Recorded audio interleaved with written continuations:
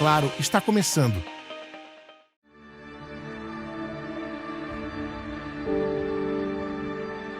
Olá, estamos para entrar em maio, o mês das noivas, o mês do casamento. Uma instituição que para uns está falida, para outros modificou totalmente. Já não é mais aquele casamento de entrar na igreja, de véu e grinalda. Muitos se amancebam, como diz no direito. E para comemorar isso, vamos fazer uma série de Até que a Morte nos Separe. Hoje trago para vocês do Centro-Oeste Mineiro um casal que completa 66 anos de casado. E olha, vamos dizer aqui, 7 filhos, 13 netos, 2 bisnetos. O casal Couto, Dona Hilda e seu João vão contar aqui como se conheceram e qual o segredo de tanto sucesso. Afinal de contas, 66 anos, nesta época da vida, não é para qualquer um.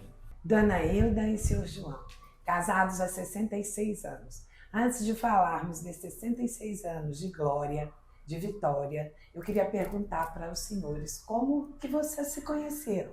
Dona Hilda, como que a senhora se conheceu o seu João e com que idade? Eu tinha 12 anos. Ele trabalhava num armazém. Com 16 Como é que chamava o armazém, João? Armazém do Chico Lopes. Aí eu ia no armazém, ele me atendia, começou. E já atendia a senhora de olho, né? Já paquerando, né, seu João? Parece, né? Eu era muito... 12 anos hoje, o povo sabe muito, mas naquela época não. A gente era bem atrasadinha, né? Mas começamos nessa época. E quanto tempo levou para casar? 7 anos. 7 anos de namoro. É. Noivado? Bastante. Nem teve noivado, casou logo, porque já tinha. 7 anos, mas naquela época, assim, não era um namoro de ir pra cama, não, sabe? Era de respeito. A de gente, cortejar. De muito respeito, por exemplo. A gente foi, quando era para casar, a gente pediu o casamento dos pais da moça, e aí ia ver a moça depois, só no dia do casamento. Não tinha aquele negócio sabe, igual hoje, por exemplo, modificou muito. De forma que não era, né, de encontrar todo dia, de 12 anos, 16 anos, não.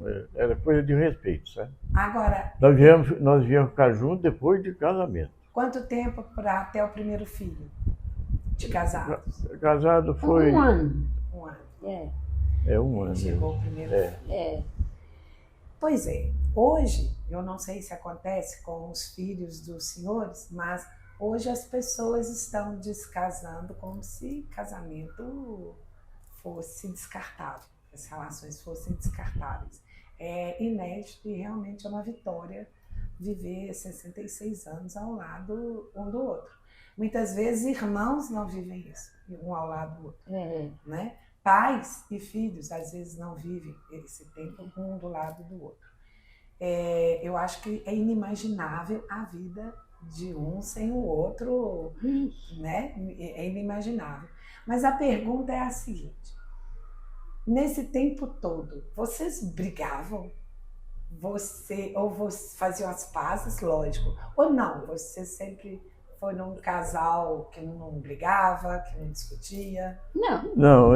66 anos de casamento, tivemos seus filhos, 7 filhos, depois mais 3 de criação, que o meu filho não deu certo no casamento dele. Nós criamos meus 32 anos também, de menininho até casar. De forma que uma vida maravilhosa, nosso amor, coisa até hoje. A briga que der é briga de amor mesmo, de coisinhas de passageiro. Inclusive, nós temos um contrato. Zilda, o seguinte, nós podemos brigar porque muitas vezes a gente desacorda, né? Tem o desacordo da gente, coisa. Mas tem uma coisa, ficar de mal, não. Pode nunca ficar de mal, sabe? Nós temos esse contrato. De forma que aquilo é uma brigazinha passageira, coisa corriqueira mesmo, sabe? Ficar de mal? Não, ficar de mal. De forma que nós eu sei que ela me ama, eu tenho certeza disso. Eu também amo ela de coração até hoje. Você entendeu? Eu fico sabendo que vocês, de vez em quando, saem para tomar uma cervejinha, para comemorar, ainda saem para namorar, isso é verdade? É verdade. Eu bebi muito coisa, eu resolvia parar. Tenho 56 anos, mas eu saio com ela, eu posso passeio, eu vou participar, eu tomo um Guaraná, ela toma a cervejinha dela. Sabe? É um namoro em mim, sabe? Hoje eu bebi. E dançar? Gostam de dançar? Adoro. Demais. Mas nós não dançamos mais. Eu arranjei um problema no joelho, não dou conta mais. E eu sinto muito com isso, porque Mas eu gosto demais de dançar. Amigas. Eu amo dançar, gosto e a demais. senhora não fica com ciúme? Não, de jeito nenhum. Ele gosta, né? Ele continua dançando. Assim, com a aparência da gente, uma amiga, né? E tem as meninas belas, vão sentar aí, sobrinha dela e coisa, boa para dançar, a gente está sempre dançando, certo? Mas eu acho ruim, porque ela também gosta, mas infelizmente tem precalculo da vida que, né, que a gente tem que sujeitar.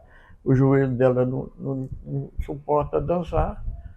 E qual que é o lazer de vocês? Sempre almoçam com os filhos ou viajam? Isso é todo domingo, minha filha. A casa é cheia, hoje pelo menos com uns 10. Não, mas eles almoçam aqui todo dia, os filhos, sabe? As filhas almoçam aqui todo dia. Então ela é uma mãe, a casa é cheia. Ela é uma mãe excelente, sabe? Ela cria os filhos com todo carinho, faz questão que eles venham, sabe? Às vezes eu falo com ela, escuta aqui, você está cansada, já está de idade, né? Deixa nós ficar mais ou menos sozinhos para descansar, né? Mas ela não aceita não, ela faz comigo com todo prazer. A mãe é maravilhosa, sabe? Meus netos vêm todo dia. Que filhos privilegiados, né? Almoçam comidinha de mãe até hoje. A Josana come aqui. Ela, o filho o dia que não vem, isso sente falta. Sabe? A Giz é aqui. Também. Agora, eu queria que a senhora, dona Hilda, desse essa receita para as mulheres e os casais que estão nos ouvindo. O que a senhora acha que contribuiu para que o casamento da senhora durasse tantos anos? Olha, eu acho que compreensão é a primeira coisa, né? Amor, mesmo que às vezes tem alguma coisa, mas a gente perdoa logo, não guarda mágoa nem nada. E entender um outro. Não sei. E o senhor João? O que o senhor acha que contribuiu para tantos anos de casado? O senhor falaria para os rapazes que estão ouvindo o senhor como tratar suas mulheres? Todo meio que eu mexo, até nas associações de amizade, de amigos que nós temos, nós reunimos sempre, eu pego uma coisa e eu vou até o fim, sabe? Há pouco tempo, um doutor lá de João Pessoa ligou para mim. Falei, doutor, mas o senhor sabe o meu nome? Eu falei, o João da Casinha. Para todo lado, você anda muito e tal. De forma que eu quero ir até o fim, sabe? De forma que nós damos certo. Eu sou muito tolerante, sabe? Tolero bem as coisas e nós damos certo. Hoje nós vivemos às vezes, uma vida maravilhosa. Por crises financeiras. Vocês, com certeza, tiveram crises financeiras em algum momento da vida. Como é que foram tratadas essas crises? Serviu para unir mais vocês? Foi. Eu fui um sujeito lutador, ajudei muito meus pais, que meus pais tinham essa mulherada, né? 7 filhos, né? E só ele para trabalhar, eu ajudei muito, fiz casa para o meu pai, tratei das minhas irmãs todas, eu fiz questão. Então, uma morou na minha casa 20 anos, outra morou 10, a mãe dela morou 20 anos mais ou menos, o irmão morou. Eu toda a vida fui assim, uma mão aberta para as minhas coisas, sabe? E nunca me fez falta, de forma que eu comecei com um nome muito bom, sabe?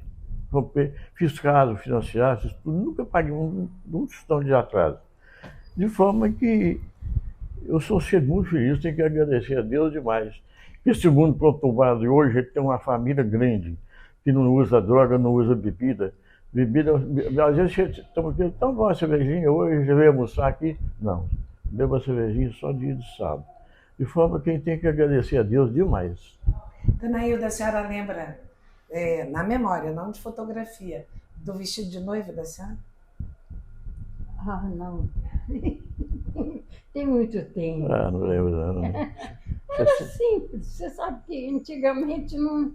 Não tinha essa ostentação de roupas, era de festas. Trem branco, comprido, simples. Não tinha modelo, nem nada. Ela é meu bisneto. E sempre vieram para viver aqui nessa casa ou moraram em outros lugares? Não, a gente morou ali na pracinha, descendo ali na pracinha. A gente morou lá, foi o primeiro lugar que a gente morou, depois de casar. Aí a gente veio para cá e não saiu mais. Toda a vida é aqui. E os filhos? Os filhos todos moram aqui na cidade? Não. Não. A Jussara mora em Belo Horizonte. A Sara mora em Belo Horizonte. Para educar os filhos, né? Eu morava aqui, mas aí chegou a época dos meninos estudar, teve que mudar para lá, sabe? E o romantismo ainda existe? Ele ainda dá flor para a senhora? Não? Dá sim. Dá sim. Dá. Isso acabou. Não, acabou não. Mas na devem verdade, se conhecer muito, né? Devem, só de olhar um para o outro já sabem como que... Já. Na verdade... Ele é muito carinhoso, ele é muito bom pai. Ele é ótimo. E os nervositos, meio teimoso. Não, a gente é mais franco, né? Quem fala, mas o coração meu... Se eu ficar com raiva de você, na mesma hora eu vou lá atrás de você, só desculpa, eu não dou conta de ficar de mal com ninguém. Não dou conta. Seu João, e aqui... Eu só repetindo só. Acho que nós fechamos não só essa entrevista, como também essa receita. Não guardar mágoa. Não. Né? Não. As relações que guardam-se mágoa vai se construindo muros. Não e tem esses isso. muros separam. Isso mesmo. Graças a Deus, né? a gente tem só que agradecer. Os meninos tudo sadios, nós combinamos muito. Né? Começamos do nada. Hoje temos aí nossa casa no centro da cidade, tem uma chácara para nós dividir. Você entendeu? Tudo honesto. Fui comerciante a vida inteira, não tenho um centavo de desonestidade, não. Isso, sabe? E parece que Deus ajuda a gente. As amizades, onde eu vou, eu faço amizade. Fui fazer uma costura em Belo Horizonte, aí nós estávamos uns 10 esperando o médico, né? Aí eu tirei uma balinha do bolso, reparti uma para cada um. A moça falou, mas o senhor é muito amável. É meu jeito, sabe? Outro dia em Belo Horizonte, chegamos lá, eu sentei, foi fazer uma compra de ônibus, a sobrinha dela e nós dois. Aí eu sentei perto de uma senhora assim. Aí eu perguntei assim, eu vou perguntar essa mulher quem é. Eu nunca tinha visto lá em Belo Horizonte, né? Falei, a senhora está aqui mesmo? Eu faço amizade com todo mundo. Faz amizade. Ela falou assim, eu sou daqui mesmo, o senhor é da onde? Eu falei, eu sou de Bom Despacho. Ela falou, ó, eu tenho uma filha casada lá. Eu falei, casada com filha de quem? E aí vai se fazer doutor Nicolau Leite, e é meu vizinho lá de porta a porta. Aí já ficou combinado ela vir cá quando eu fizer a filha dela, para vir aqui em casa para conhecer. Aí me chamou para ir na casa dela tomar café. Exatamente. Estava eu, a Zilda e a sobrinha dela. E para quem não conhece, esta cidade chama-se Bom Despacho, fica no centro-oeste mineiro, a 150 quilômetros de Belo Horizonte, Minas Gerais. Esse programa, para quem está nos vendo fora de Minas Gerais, conhecer um pouco, não é? Eu quero muito agradecer a vocês por nos receber aqui e quero buscar um cantinho aqui entre vocês para dizer ali, naquele grupo que... perto da gente aí, olha, enfeita. Isso aqui. Fiquei muito satisfeito em receber. 66 anos. É lindo. Parabéns. Palmas para o casal Couto. Muito obrigada. Estamos de volta. Vocês assistiram aí o casal, Dona Hilda e seu João. E meu sonho de consumo, né? 66 anos de casamento. Lindo, lindo. Os dois ainda saem para namorar. Olha, pra você ver, meu sonho de consumo. Enquanto vocês assistiam, eu vim receber um convidado para continuarmos com o assunto do casamento.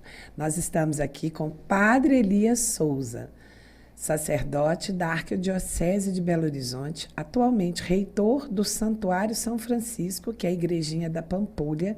Ele vai falar um pouco sobre a igrejinha para você que tem em Brasília, Tocantins, Goiás, onde o nosso programa é muito visto. Venha conhecer, magnífica. Ela é magnífica. A formação dele, psicólogo, psicanalista, especialista em comunicação e gestão empresarial, especialista em Bíblia pastoral, escritor de Jesus e o Pequeno Príncipe, está aqui este livro. E eu quero também colocar, que eu estou curiosíssima para este aqui, que é o Complexo de Zaqueu. O Complexo de Zaqueu. Caminhos para a cura da rejeição e inferioridade. Que livro necessário, né, padre? Acho que a gente precisa de um programa só para falar disso. Mas eu quero aqui dizer que o nosso tema hoje é casamento é até que a morte o separe. Seja bem-vindo, padre. Obrigado, Stael. Um prazer estar com você, podendo te conhecer pessoalmente, né? Conheço a sua carreira literária e agora estou tendo a oportunidade de conversar com você aqui nesse podcast. Um forte abraço, uma acolhida muito agradável para todos os seus ouvintes, telespectadores, todo mundo que nos acompanha. Padre, vamos conversar um pouquinho sobre casamento. Nós estamos dando continuidade ao programa sobre casamento, que é uma série. E ao que a gente tem visto, e esse casal que nós assistimos agora, com 66 anos de casado, é que me inspiraram a pautar isso, porque as relações estão tão líquidas, como dizia a Mauro, né? E o casamento é um relacionamento que as pessoas estão trocando, casando 2, 3, 4, 5, 6 vezes. E quando nós encontramos um casal que perdura pelos anos, a gente é quase um bicho estranho, né? Eu queria que o senhor, como psicólogo, como psicanalista, nos dissesse, existe algum segredo para uma relação homem-mulher perdurar? Olha, Stael, eu fico pensando o seguinte, o tema do casamento está diretamente ligado ao tema da qualidade da vida amorosa. Facilidades e dificuldades de fazer vínculos. A sociedade atual melhorou em relação às sociedades antigas em muitas coisas, mas em relação à capacidade de fazer vínculos afetivos duradouros, esse tipo de situação vem mudando. As pessoas vêm mudando o modo de se relacionar. Alguns vão olhar como mais pessimistas, dizer, olha, mudou para pior. Outros vão dizer, as relações assim são melhores. Mas o fato é que, como homem da igreja, como padre, como psicólogo, o que eu ouço muito, seja no confessionário, seja no divã, são pessoas sofrendo porque ora elas querem um relacionamento duradouro, ora elas não querem. Ou seja, o humano na sua mais absoluta divisão subjetiva. Uma experiência de querer uma coisa e querer outra ao mesmo tempo. Imagine, a nossa percepção de escolha, ela está diretamente ligada à nossa capacidade de vínculos. Porque todo ato de escolha comporta perda. Você escolheu morar em Belo Horizonte, morreu a capacidade de morar em Brasília.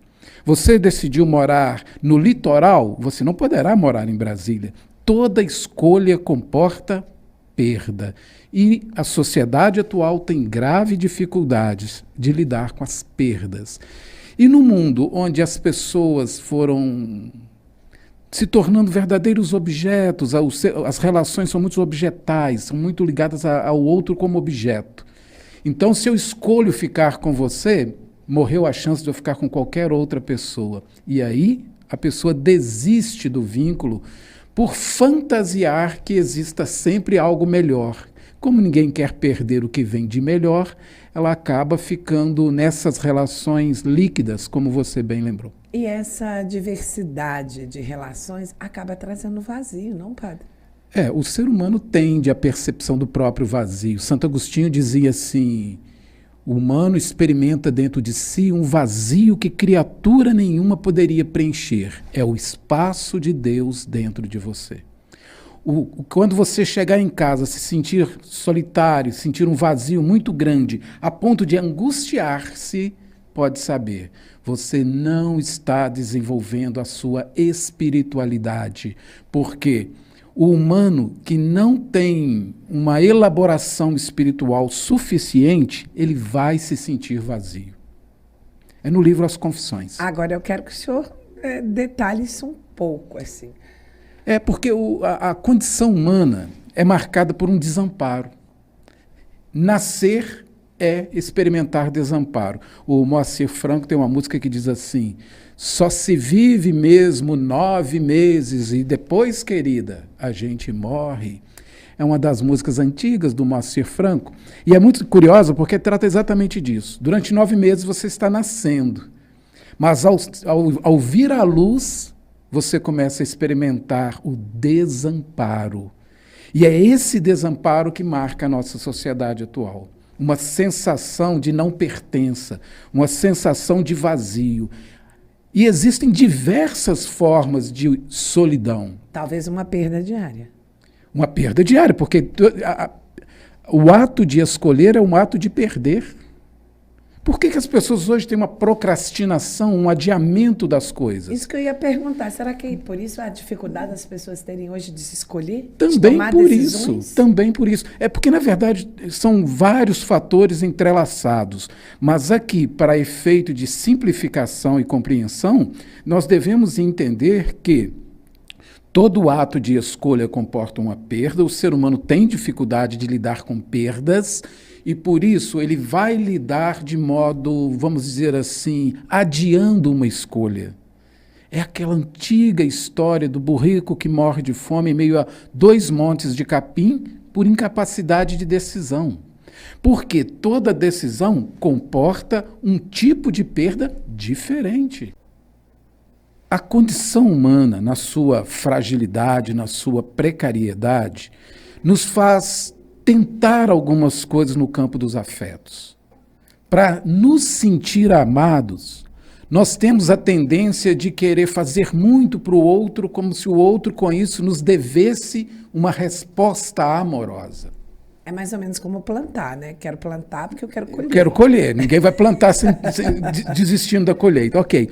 Mas acompanhemos. A lógica do amor na nossa sociedade, ela está ligada a um prazer e está também ligado, vamos dizer assim, a um ato de sentimento. O amor está sendo percebido como um sentimento. Por isso que eu acho importante recuperar a noção de amor que, por exemplo, como religioso, eu vejo na Bíblia. Amor, no sentido bíblico, é uma atitude. Alguém que te diga: olha, Estael, eu te amo muito, mas as atitudes forem ao contrário disso, você logo vai dizer, a pessoa que está nos acompanhando também, da boca para fora. Está falando uma coisa e faz outra. Amor legítimo é ato de escolha. Você escolhe amar uma pessoa, não esquecendo, não fingindo não ver os defeitos dela, mas para além dos defeitos. Padre Elias, amar dá trabalho? Você amar exige cuidado. Quem ama, cuida. Não dá trabalho? Dá muito. É cuidar. E o senhor acha que, por algum motivo, no nosso mundo hoje, ele está vivendo um desamor por preguiça? Ou por uma incompreensão do amor? Ou nós não estamos vivendo um desamor? Eu acho que é difícil falar de desamor. Existem diferentes formas de amar. Diferentes formas de amar.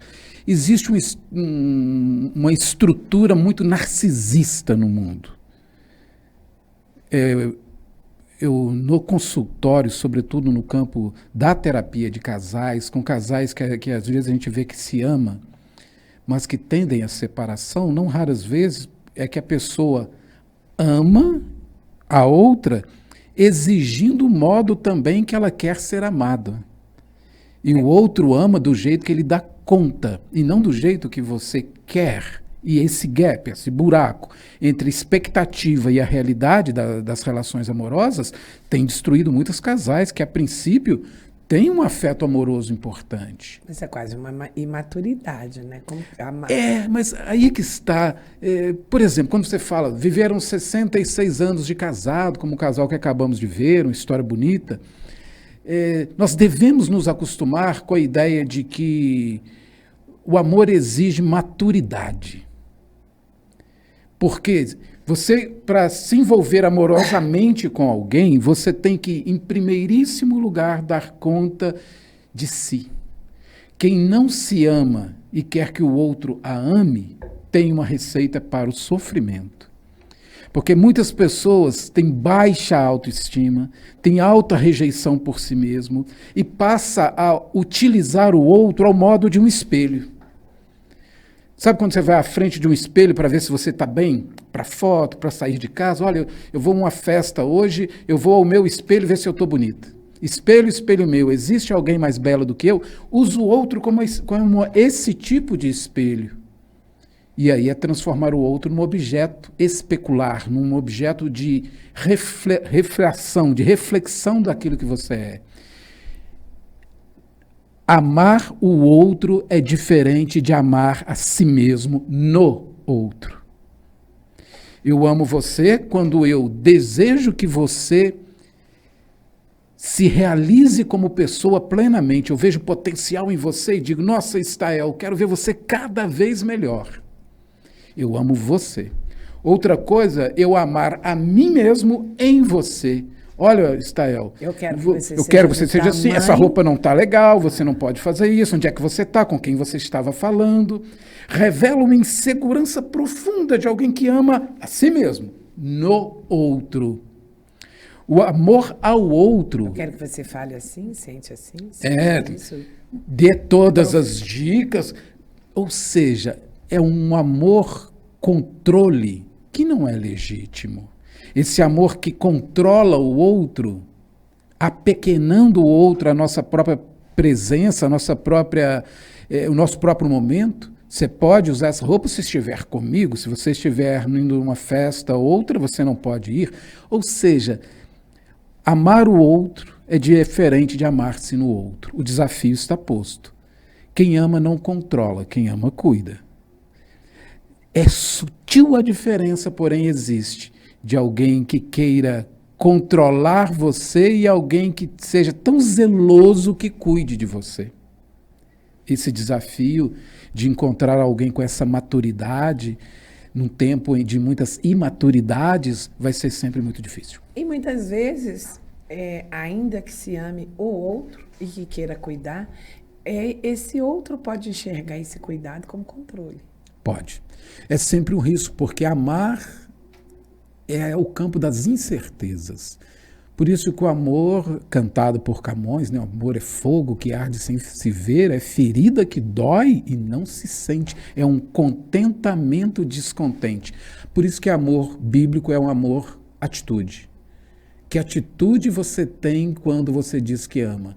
E o outro tem todo o direito de dizer não ao seu amor, e você terá que lidar com isso. Daí as músicas, né? O sertanejo universitário, as músicas de amor, o romantismo. O romantismo é um perigo, porque o romantismo pode levar a pessoa a escolhas meramente emocionais, e as emoções nos enganam. Ou querer só aquele nível de emoção a todo momento, e isso não existe. Ficar, vamos dizer, viciado em dopamina, né? A pessoa aquela sensação da paixão, do primeiro amor, aquele encantamento.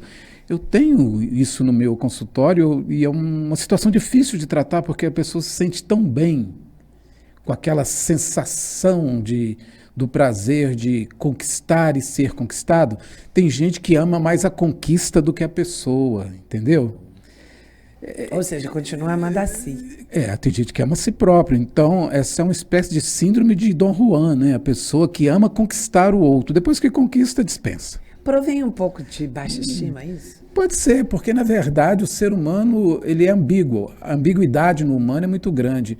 O humano experimenta dentro de si coisas muito luminosas e coisas muito primitivas. Qual é a condição humana? Somos primitivos demais para sermos anjos e somos divinos demais para sermos besta-fera. Uma condição intermediária. Nós não somos tão divinos, tão luminosos quanto gostaríamos. Estamos na materialidade, dependemos da matéria. Também não somos só matéria, há algo de divino em nós, há algo que clama por eternidade. A condição humana é dar conta de viver entre o divino, luminoso, e o primitivo. Quantas vezes você deseja ser do bem e quando você vê, você está fazendo mal? Quantas situações você desejaria, quero ter paciência com meu marido, com a minha esposa, com meus filhos, com os meus pais idosos, e quando vê, está lá impaciente, irritadiço, incomodado. É a condição humana te pesando. Por isso que a espiritualidade é capaz de equilibrar e cuidar das pessoas. Uma boa espiritualidade salva casamento. O que seria essa boa espiritualidade? Uma espiritualidade que nasce da experiência com a pessoa de Jesus Cristo, que funda um jeito de olhar o mundo. Acabamos de viver a Páscoa, a celebração da Semana Santa, a festa da ressurreição. Uma das cenas mais belas é aquela em que Maria de Magdala vai até o túmulo e encontra ele aberto, e ela volta, conta para Pedro e para João, eles correm, descobrem que de fato o túmulo está vazio. E essa experiência com o ressuscitado, em dado momento, Jesus começa a ser visto ressuscitado, e ele diz aos discípulos, volta a Jerusalém. Jerusalém, onde tudo tinha acontecido. O amor tinha sido pregado na cruz. E é lindo pensar que, naquele momento, eles fazem o caminho de volta.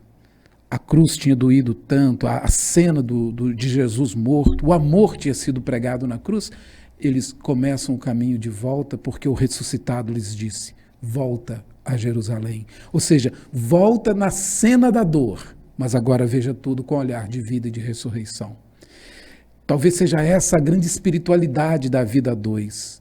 Revisitar os momentos de crise, revisitar os momentos difíceis com olhar de vida.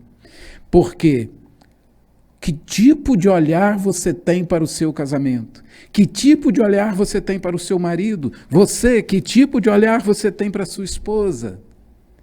Se for um olhar de cobrança, de mágoa, de rancor, de raiva, você está condenado a ter um casamento ou muito curto ou uma vida a dois sofrida e infeliz.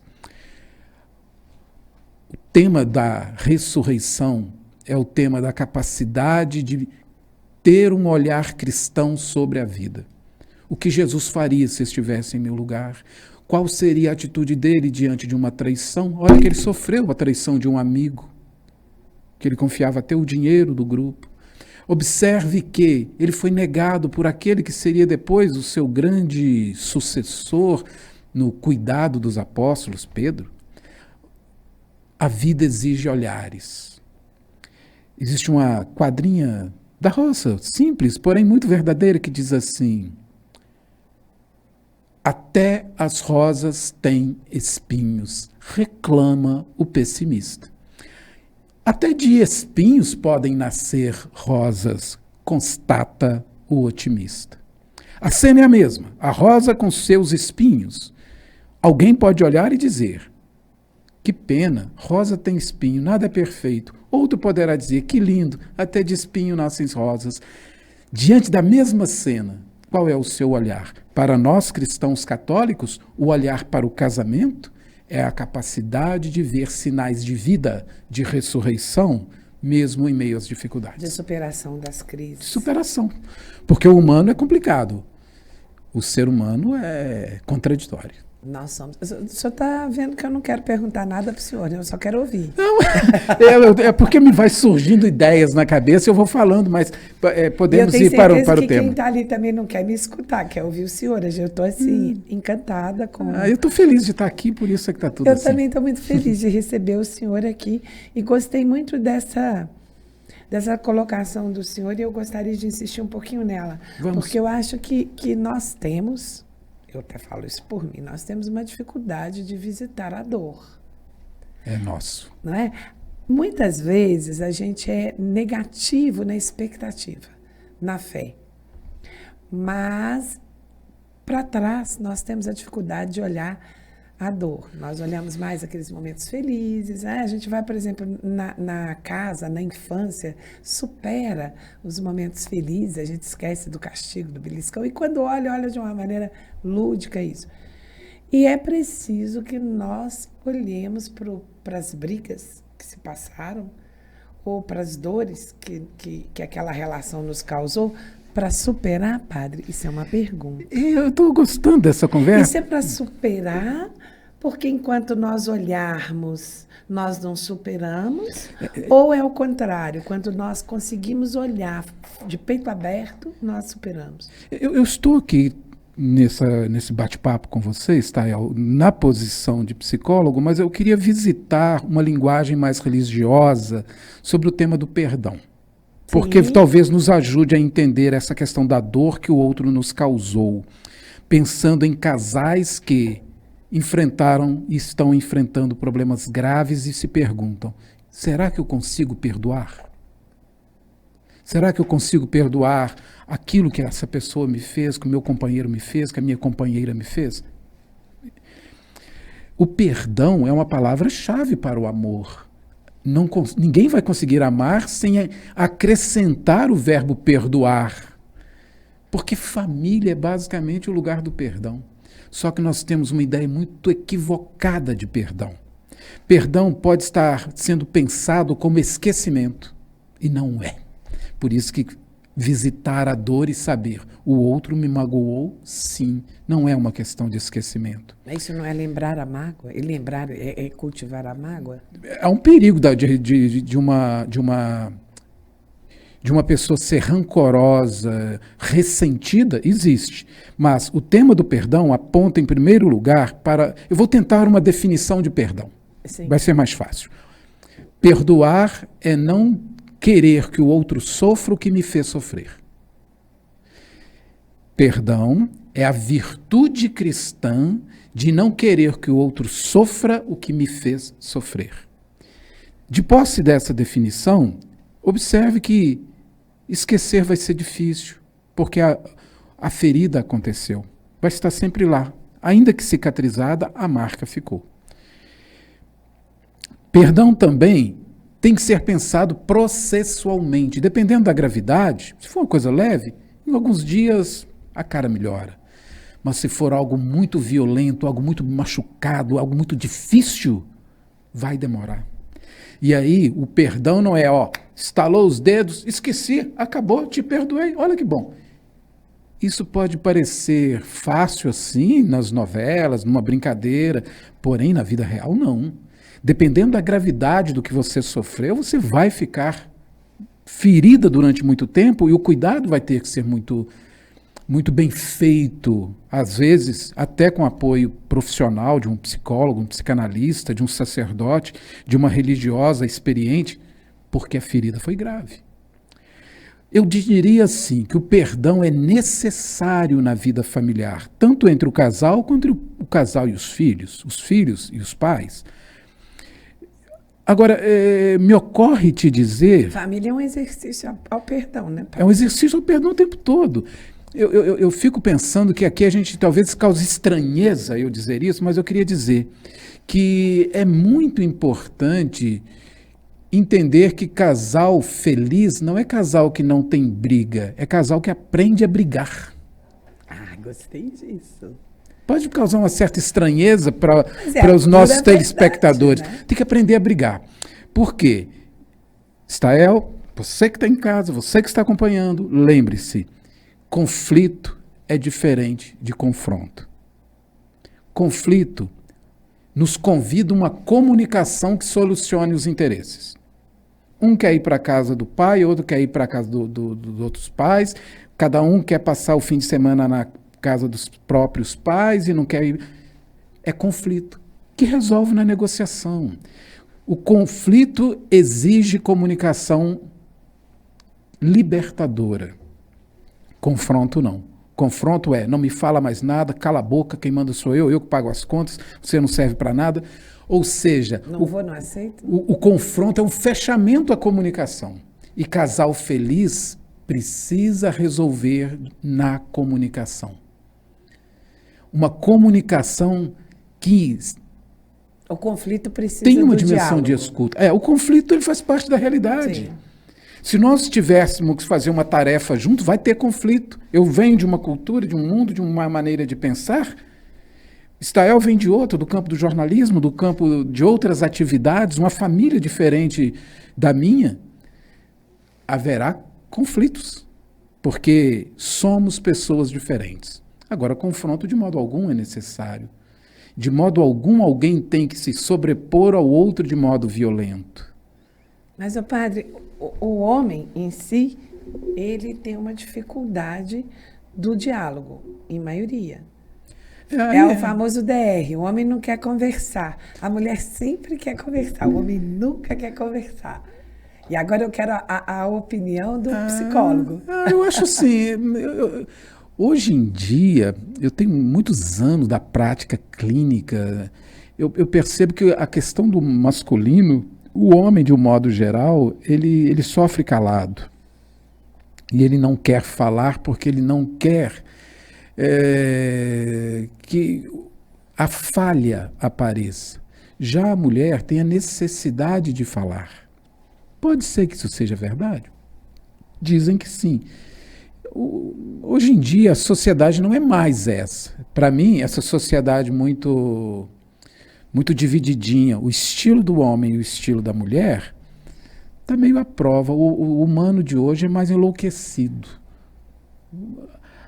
Quem tem mais de 40 anos pode até viver essas ambiguidades aí, mas a meninada que está chegando, para mim, ela está mais desbussolada, mais sem rumo. Como assim? Os modos de sofrer mudam com o tempo. Na nossa época, se você dissesse assim, uma menina solteira, grávida, era uma humilhação para a sociedade, para a família. Hoje em dia, esse peso não é tão grande. Porém, se você disser no mundo de hoje, estou desempregado, vai ser um arraso na sua família e ninguém vai querer chegar perto de você. Mudança de valores ou de necessidades? Lógica capitalista. Nós vivemos uma lógica capitalista muito forte. É suportável você ter defeitos morais, mas não é suportável você não estar acessando os bens de consumo. Isso mudou as relações familiares, isso mudou as relações entre as pessoas, isso mudou o modo de ser família e de ser casal. A lógica capitalista parece estar mais estruturada atualmente na sociedade. Antigamente, ainda se fala, mas é muito menos, se falava mais em direitos humanos. Hoje em dia se fala em direitos do consumidor. Para você ser humano, você precisa ser consumidor. Não, você não tem dinheiro, você não é consumidora, então você não tem direitos. Essa lógica é uma lógica capitalista, que entra para dentro da lógica do casamento. Olha bem, a própria linguagem que a gente usa, Stael, é assim. Você se lembra que, quando falava de casamento, qual era o nome que se dá? Matrimônio. Matris, da mãe. Monos, obrigação, dever. Do grego, matrimunus, o munus, e do latim, munus é obrigação, é o serviço. Matris, da mãe. O serviço da mãe é o matrimônio. E em oposição a isso, nós temos o patris munus, daí vem a palavra patrimônio. O munus do pai é garantir a grana, a sustentação, o patrimônio. Patris munus, patrimônio, matrimônios, matrimônio. A mulher cuida do casamento e o homem cuida da sustentabilidade da família. Essa é a lógica que ainda está aí, porém, hoje em dia, vai se tornando menor uma lógica onde seja assim, o que é muito bom. Porém, as coisas também são mais divididas, né? E graças a Deus que são. A Deus. Tanto financeiramente como tarefas em casa, como cuidar do filho. E o que está muito justo. Agora, vivemos hoje casais que se amam e tendem à separação porque as mulheres, elas, em sua grande maioria, raros homens, fazem dupla jornada. Elas trabalham no mercado de trabalho, na empresa, na administração de empresas grandes, e quando chegam em casa, o lar está lá naquela função de matrimonus, naquela função de cuidar da casa, sozinha. E isso é muito pesado. As situações são variadas num mundo muito variado, onde a gente não consegue mudar de uma hora para outra para melhor, não. As famílias ainda são difíceis para as mulheres. As mulheres ainda têm um peso maior em cuidar da casa. Embora tenha mudado. Que bom que está mudando. Sim, e que bom que há uma maior divisão, né? De tarefas. Está longe ainda de estar no ideal. Homem e mulher saem para trabalhar, voltam em casa no final do dia, no final do expediente, estão cansados, ambos, e se não dividir as tarefas de casa, fica até injusto, vamos dizer assim. Vamos aproveitar que estamos falando um montão de gente em tantos estados diferentes para dizer assim, olha, Léo Maiada, ajuda aí. Ajuda não. Faça o que te cabe, porque é outra linguagem que diz assim, eu ajudo a minha mulher, como se a obrigação fosse dela e ele está ajudando. É outra coisa que a gente tem que corrigir, até na linguagem, de dizer, olha, quem ajuda a sujar, ajuda a limpar. E casa é uma comunidade, você concorda? Igual seminário, eu morei em seminário 10 anos. Cada um tem suas Cada obrigações, um tem sua tarefa. Né? Os filhos, enquanto estão pequenos, a obrigação é estudar, mas nem por isso não tem que deixar um copo no lugar, ajudar a arrumar uma planta, cuidar do pet. Tudo isso, né? Caminhar com... Se eu cozinho, o marido arruma a cozinha, se eu vá, arruma passapano, quer dizer... Existe um ideal aí, mas a distância entre o ideal e o real tem sido grande. Nós temos Acho que esse machismo de não vou fazer nada, vou abrir uma cerveja e ver um futebol, acabou, não? Acabou, eu não sei. Estael. Eu estou perguntando. Tomara que você esteja certo e a grande maioria esteja nesse novo formato. Mas dizer que Freud era pessimista porque ele vivia basicamente tratando pessoas com sofrimento. Então pode ser que eu seja um pouco pessimista, mas o que eu tenho notado, tanto a partir da clínica como nas comunidades onde eu vou, é gente ainda assim muito primitiva. São os homens ainda querendo facilidades. Se bobear, ainda fala para a mulher, põe comida no meu prato, traz aqui. Ainda existe. Os modos de relacionamento ainda são muito... O senhor acha que há essa diferença nas classes sociais? Que as classes sociais mais altas, vamos dizer assim. Eu não gosto dessa palavra porque eu não gosto de nada alto baixo. Mas não existe. Não sei se é por classe, não. Por mim talvez sejam mais abertas, mais democráticas. Eu não saberia dizer isso não. Estael. Para mim, a questão está mais ligada a uma psicopatologia. O enlouquecimento do humano, ele se dá em todas as classes. Pobre, rico, milionário, tem doido. A loucura é democrática. Tem loucura para todo lado, para todo mundo. O ser humano é louco? O ser humano é. O Edgar Morin, que graças a Deus está vivo, que lindinho, já deve ter passado dos 100 anos. O Edgar Morin diz assim, o humano foi chamado na ciência, na academia, de Homo sapiens sapiens. Eu estudei que era Homo sapiens, um hominídeo que pensa. Mais recentemente Homo sapiens, de novo, sapiens. Ele é um hominídeo que pensa e se pensa pensando. Ele sabe que está pensando. O Edgar Morin, na sua sabedoria de educador, diz assim, o humano é Homo sapiens sapiens demens. Daí vem demência, enlouquecido. Ele é capaz de muita coisa objetiva, matemática, calculada, mas o humano também é improviso, é teatralização, é arte, que nasce do demens, que nasce do enlouquecimento, que nasce de uma explosão criativa. Tudo tem seu benefício e suas dificuldades. O mesmo lugar que faz nascer a poesia, a música, as artes, a escultura, a pintura, é também o lugar da perda de sentido. Eu queria fazer duas perguntas, uma para o psicólogo e outra para o padre. A do psicólogo é a seguinte, no seu divã, pela temperatura do seu divã, está faltando mais amor ou mais compreensão? Eu acho que falta autoconhecimento que possibilite amor e compreensão. O humano tem que saber de suas luzes e de suas sombras. Você só vai conseguir levar uma vida boa quando você não for pesada para você e nem para os outros. É uma dimensão sombria do humano que o humano foge de saber. Para que você viva bem, você precisa saber dos seus momentos luminosos e aqueles momentos mais obscuros, que não é propriamente um defeito, mas que é resultado da própria luz. Imagine que você, onde a luz, a sombra.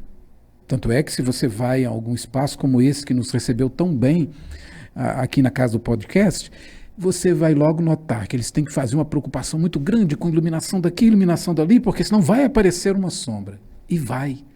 No humano é assim.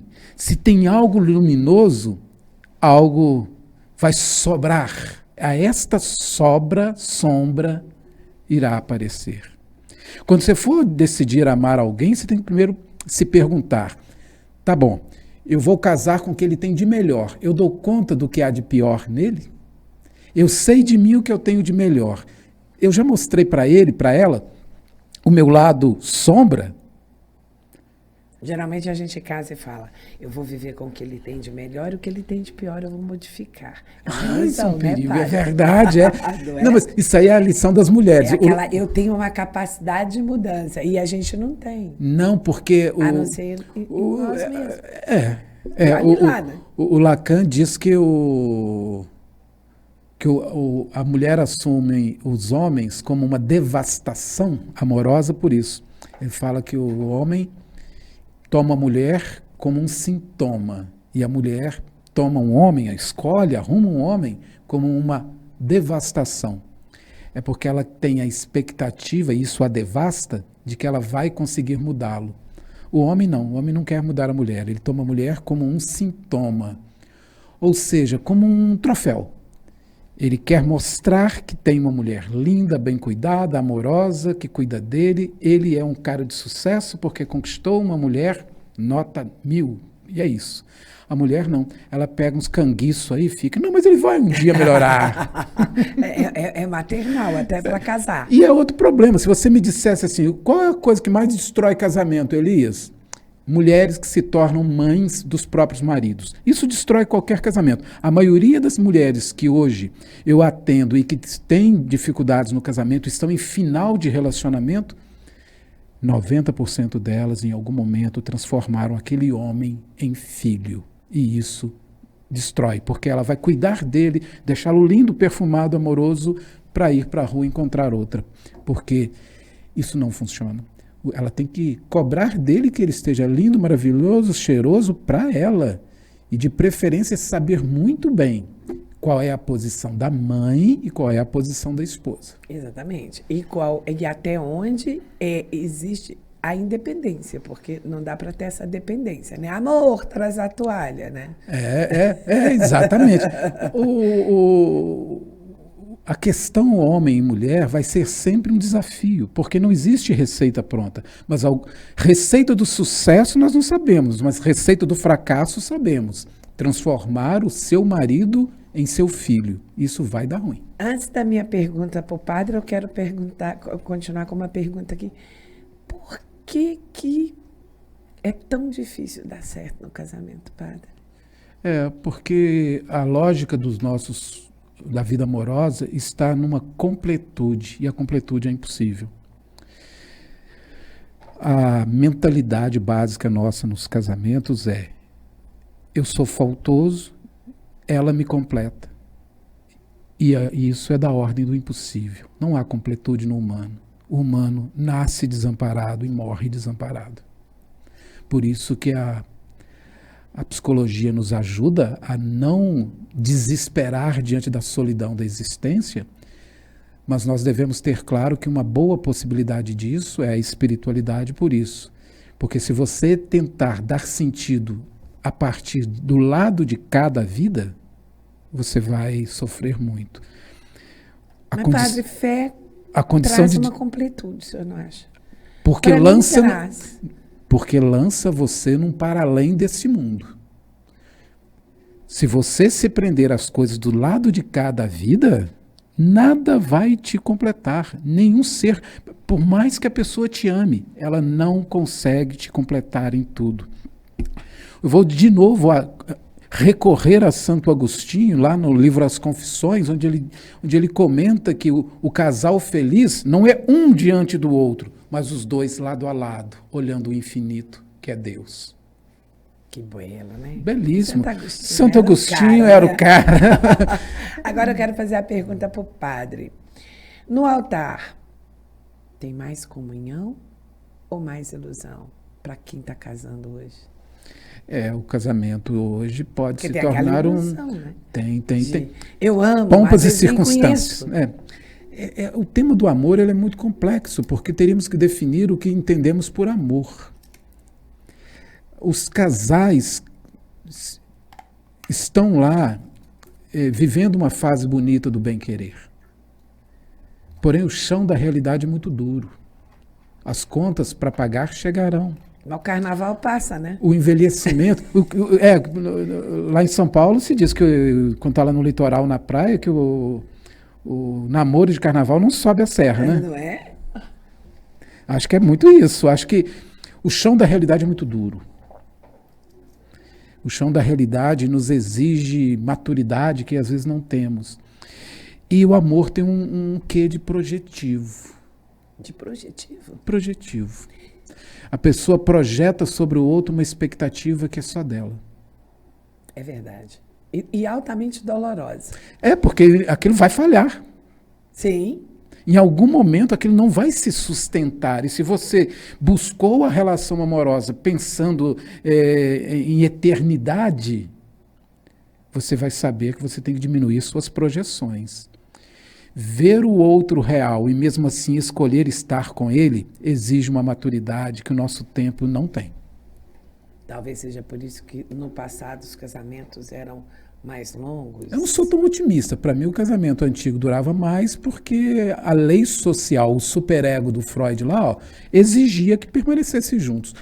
Tudo bem, padre, você acabou de me dar uma chuveirada de fria, de água fria. A intenção não era essa. Não, mas a intenção é dizer assim, eu recorro a Rubem Alves, grande educador, morreu há alguns anos atrás, ele dizia, amor é pássaro pousado na ponta do dedo. Você tem que conquistá-lo cada dia, senão ele voa. Assim dizia Exupéry, né? Assim é Exupéry também, vai trabalhar muito o tema do amor como um cuidar, como um estar ao lado do outro. Esse livro mesmo que eu citei agora há pouco, Jesus e o Pequeno Príncipe... O que tem a ver Jesus e o Pequeno Príncipe? Porque, na verdade, ele é uma provocação literária, sabe? Eu queria muito que você lesse, depois você, por favor, me manda lá uma mensagem, fala, Elias, gostei disso, não gostei daquilo, entendi isso, não entendi aquilo, e vale para todo mundo que está assistindo. Jesus e o Pequeno Príncipe aí é uma grande provocação. É um olhar psicanalítico de alguém que olha e fala assim, o humano é desamparado, nem por isso precisa ser sofrido. Você pode ter problemas, mas nunca deixe que os problemas tenham você. É totalmente diferente você ter problemas em casa, ter problemas com a esposa, com o marido, com os filhos, Porém, mergulhar. Mas não fixe o olhar nisso. É. Não fixe a sua atenção no que há de doloroso, no que há de problemático, porque existem intuições muito libertadoras. A experiência de uma espiritualidade autenticamente cristã é altamente libertadora. É altamente, nos tira da escravidão do fim. O humano sofre pela sensação do fim, da morte, do inexplicável. A experiência do casamento é, para nós cristãos católicos, uma experiência que tem a ver com o próprio Deus. O casal deve se amar como Cristo amou sua igreja, ou seja, cuidando, se entregando.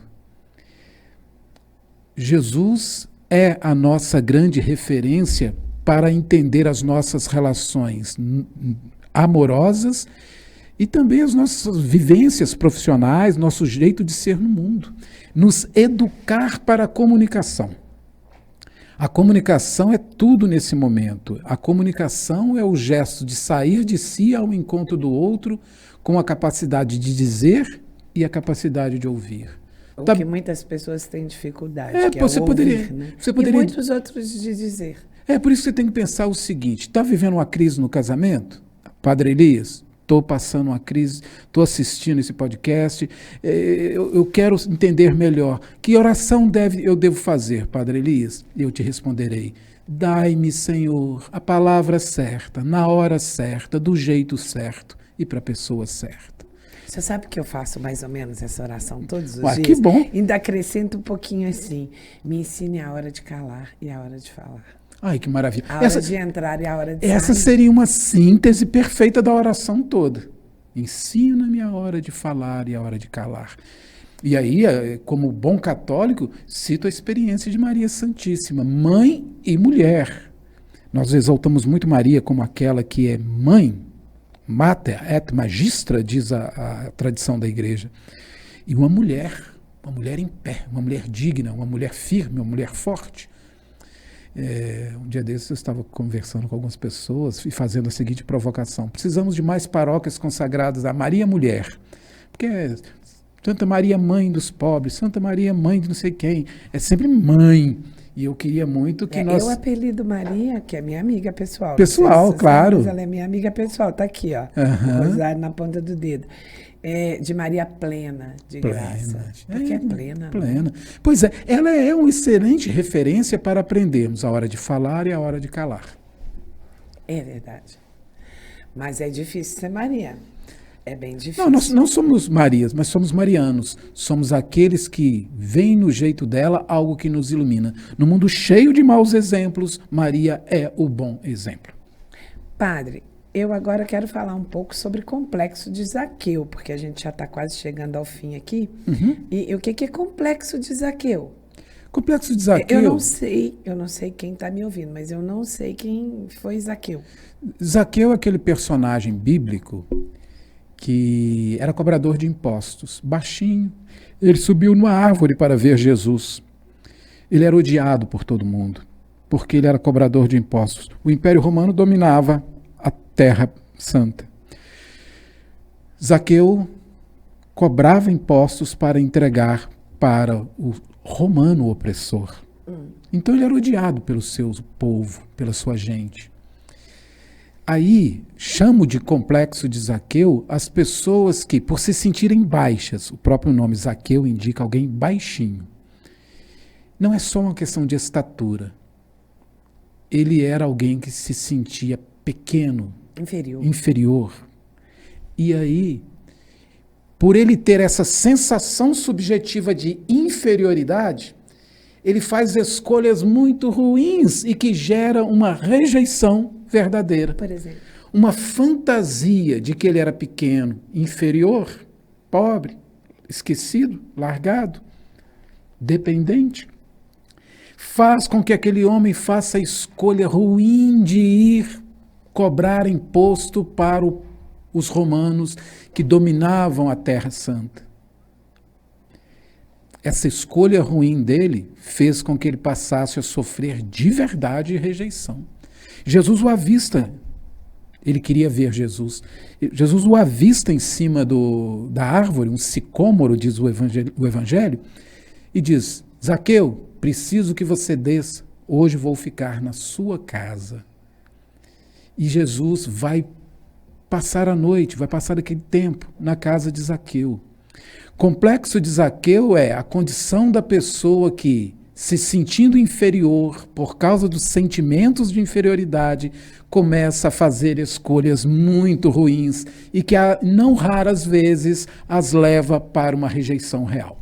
Padre, que E é teórico e prático, viu? Tem a parte teórica e tem a prática, onde você anota quais são as raízes do seu sentimento de inferioridade. Foi publicado pela editora Ave Maria, a quem eu agradeço, Quem quiser adquirir é só entrar lá no site da editora Ave Maria, avemaria.com.br. E traz aqui os caminhos para a cura dos sentimentos de rejeição e inferioridade. Na verdade, esse material surgiu, e eu gosto muito de dizer isso, ele surgiu não como livro, ele surgiu como vivência, como uma espécie de experiência que nós fazíamos com um grupo numa paróquia que eu trabalhei aqui em Belo Horizonte, chamado Paróquia Imaculado Coração de Maria. Depois fui transferido para a Paróquia Santo Antônio, fiquei lá durante 8 anos e agora estou... Santo Antônio lá na Contorno? Na Contorno, fiquei ali 8 anos, ali, no seu vizinho, Fiquei na Contorno 8 anos ali na Paróquia Santo Antônio e agora estou no Santuário São Francisco, lá na Pampulha. Mas lá na Paróquia Imaculado Coração de Maria, nós tínhamos um grupo de vivência, chamada Oficina dos Sentimentos, onde esse livro era feito em forma de trabalho grupal, onde cada um falava sobre as suas próprias experiências com a rejeição. E aí eu passei a aplicar o método da leitura orante da Bíblia, lex orandi, que é basicamente o seguinte: quando você pega um texto bíblico, o que você faz? 4 perguntas-chave, Estael, e você que está em casa. O que o texto diz? Então você lê o texto e entende o que ele está dizendo. O que o texto me diz? Você aplica aquela situação na sua vida. O que esse texto me convida a rezar? Que oração surge depois que eu identifiquei o que o texto tem a ver comigo? E 4, o que o texto me convida a fazer? O que o texto diz, o que o texto me diz, o que o texto me convida a rezar e o que o texto me convida a fazer. Esses 4 passos estão aí. Por isso que ele tem uma parte prática, onde o leitor vai agora anotar o que para ele é um novo modo de se posicionar diante da vida. E aí o complexo de Zaqueu ajuda. Um método de evolução. Isso, e é muito importante. Cristianismo tem a ver com o melhor cada dia. Nunca se compare com os outros. Compare-se consigo mesmo em momentos diferentes, de tal modo que você observe que hoje você é uma pessoa melhor do que você foi ontem e pior do que você será amanhã. Amanhã você será muito melhor do que você é hoje.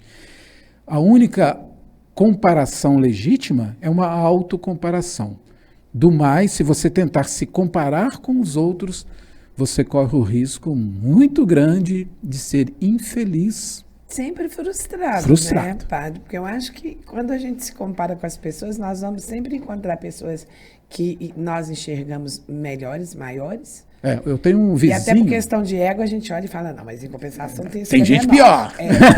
Aqui, você sabe que eu tenho um vizinho que ele foi a um shopping em Belo Horizonte e ele estava todo feliz que ele chegou com um carro novo, ele comprou um carro popular, mas novinho, e chegou no shopping para passear no shopping, não podia comprar nada porque gastou tudo financiando o carro novo, mas parou o carro lá e foi lá. E parou do lado de um carro todo arregaçado, um Gol antigo, que é o Gol quadradinho, e logo falou, nossa, aí, ó, graças a Deus, estou melhor do que esse. Andou por lá um pouco de tempo, voltou, tinha uma Hilux no lugar onde estava antes o Golzinho velho, quadradinho, que ele tanto esnobou. Aí ele olhou e falou assim, eu achei que eu estava bem, aí ó, esse aqui tem uma Hilux. E passou a sofrer terrivelmente, porque ele não tinha um carrão como aquele que agora estava do lado do carro dele. Não é legítimo essa comparação. Isso gera inveja, gera ciúmes, gera sofrimento. Comparação legítima só vale autocomparação. Autocomparação. Consigo.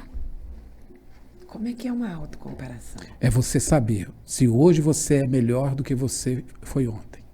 E que você seja cada dia melhor, comparando-se consigo, de tal modo que você verifique se hoje você está sendo melhor do que você já foi. É uma reflexão e tanto, né? É uma forma de reflexão. Maravilhosa.